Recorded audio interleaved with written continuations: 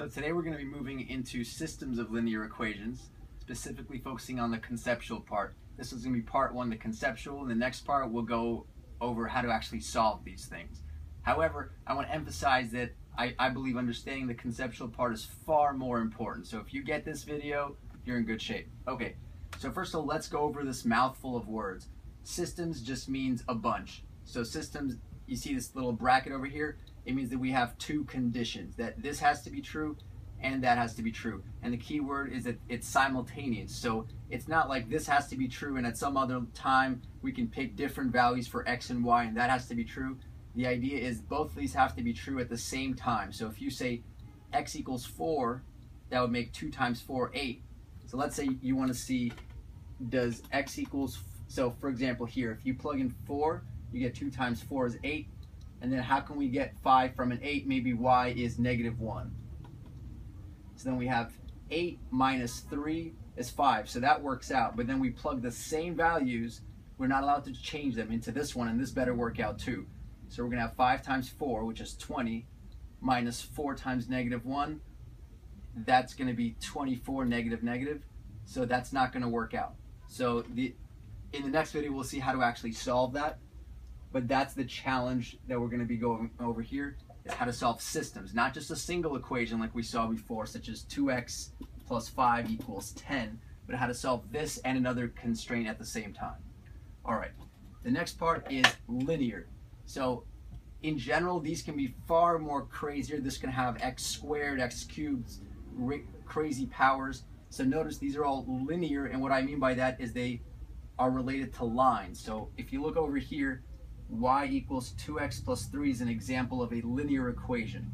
So what that means is we have a coordinate grid set up. This is the x-axis, the y-axis. These are called Cartesian coordinates.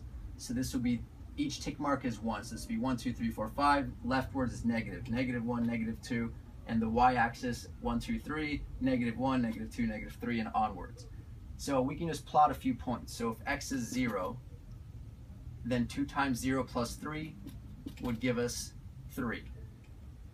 So in other words, if we go to 0, 1, 2, 3, this point is on this equation. Next, we can try to plug in a different point. So if x is 1, we have 2 times 1 plus 3 is 5. So that means when x is 1, y would be over here. So this would be 5 on this dimension and x in this dimension, right? Okay, so we have this point, and we can plug in more points, and we'll get more numbers. Okay, so if we plug in x equals 2, we'll get 7. Y equals 7. And onward. So if you plot all of these points, you will get a line. And that's why these are called linear equations. These may not look exactly like this one, because this has been slightly rearranged. But all of these we can rearrange. So for example, just to show you how this is done,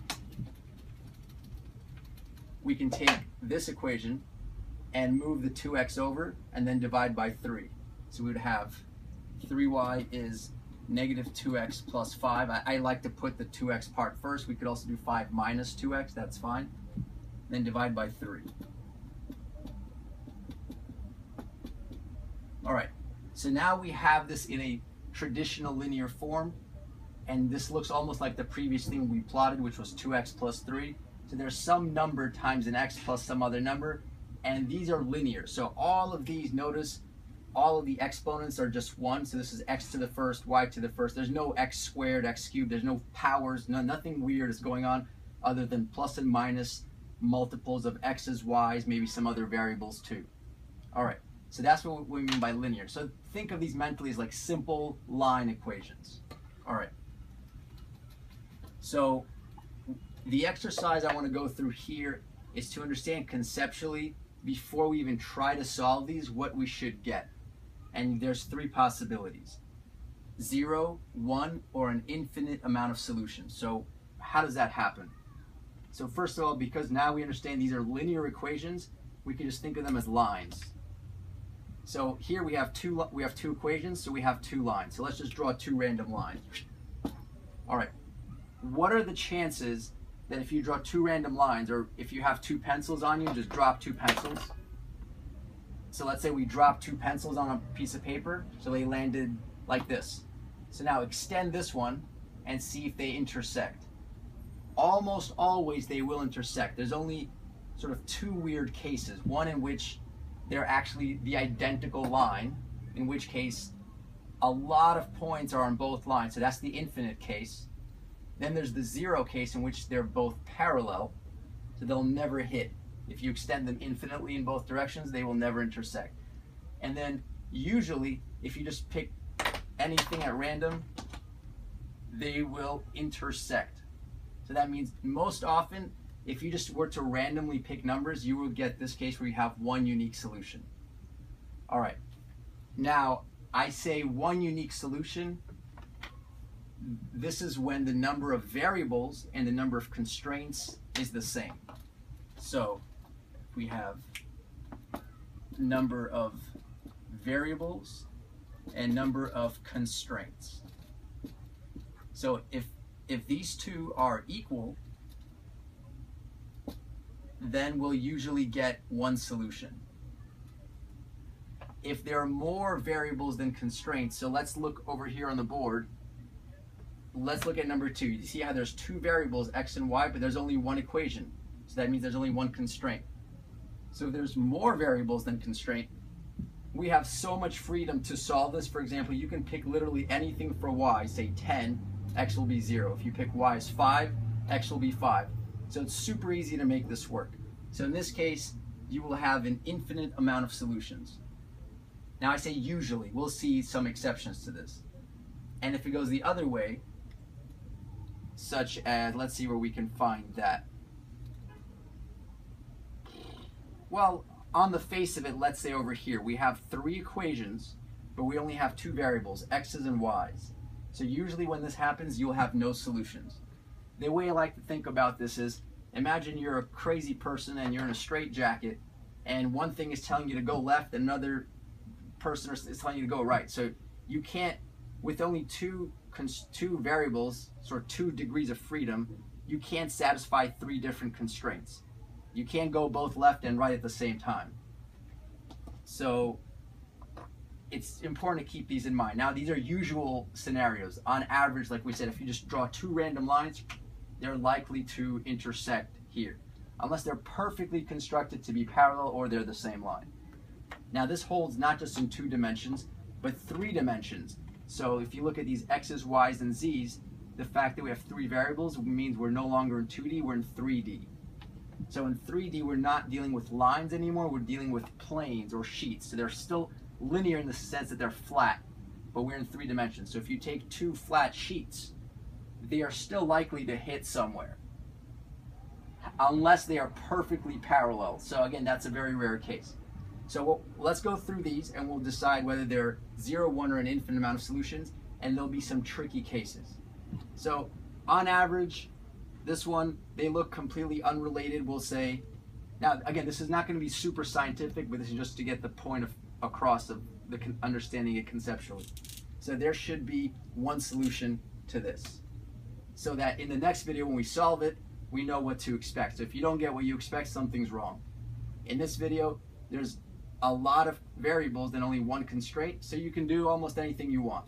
So that means there's going to be an infinite amount of solutions. It's very easy to make this work. In this one, it looks like, hey, we have the same number of, we have 2 constraints, 2 variables, so we're in this case, so the answer should be 1. However, like I said, there are some exceptions, and I've purposely designed a lot of these to be these exceptions. So on the face of it, this says 2x plus 3y equals 5. This says 4x plus 6y equals 10. They look unrelated. However, you might have noticed that each of these is doubled. So that means if we divide this equation by 2, we get that equation. So it only looks like we have 2 different equations. Really, this is just one equation duplicated with a twist. So you really just have one constraint. So in other words, when you think you are in one case, if I've designed a tricky problem or you encounter a tricky problem, you may sort of drop through the floor and end up in a different case. So that's just like a first pass idea. So you actually have to look at the details. So for this one, we would have an infinite amount of solutions because we are actually in this case. In this one, it's very similar. Again, everything seems to be doubled. However, this is not doubled, so what we have here is a contradiction. So even though we have the same number of variables as equations, here this is saying I want this thing to be 5, but if I double the left side, I don't want to double the right side. That's impossible. So here we have 0 solutions.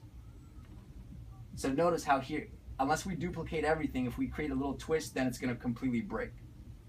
Here, we have 3 equations and only 2 variables, so it looks pretty bad because it looks like we have too many constraints. It looks like we're in this case and we're going to have 0 solutions.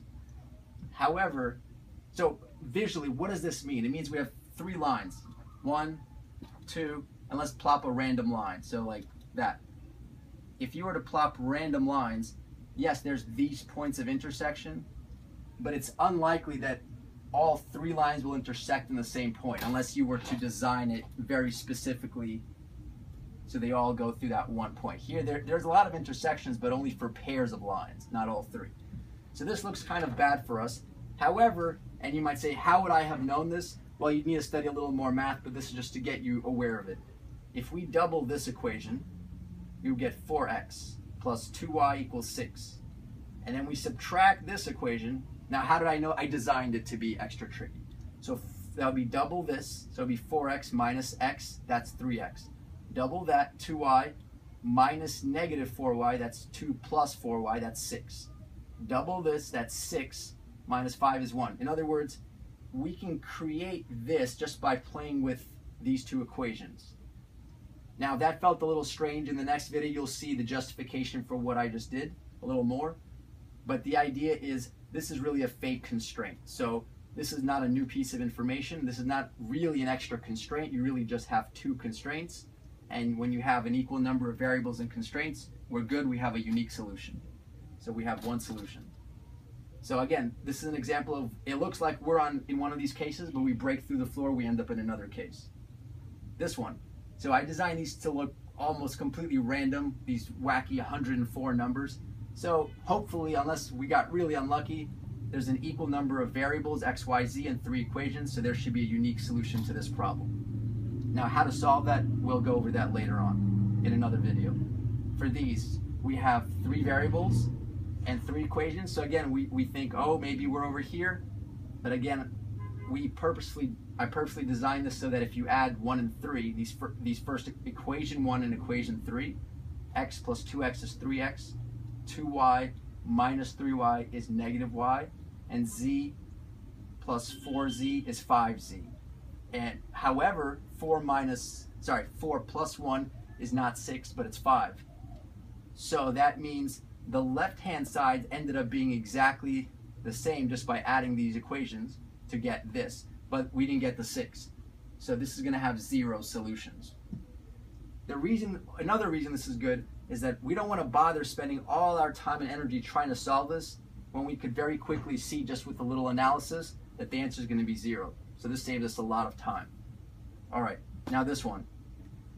We have ABC, so there's no other letters other than ABC, and we have 2 equations, so that's 2 constraints. So should we even bother trying to solve this? No, we don't have enough information. We would need at least 1 more equation to have the same number of variables as constraints. So therefore, we know in advance there's not going to be a unique solution to this. It's probably going to be an infinite amount of, we're going to have a lot of freedom to do whatever we want. So it's not probably, it's going to be an infinite amount of solutions. All right, I'll see you guys in the next video.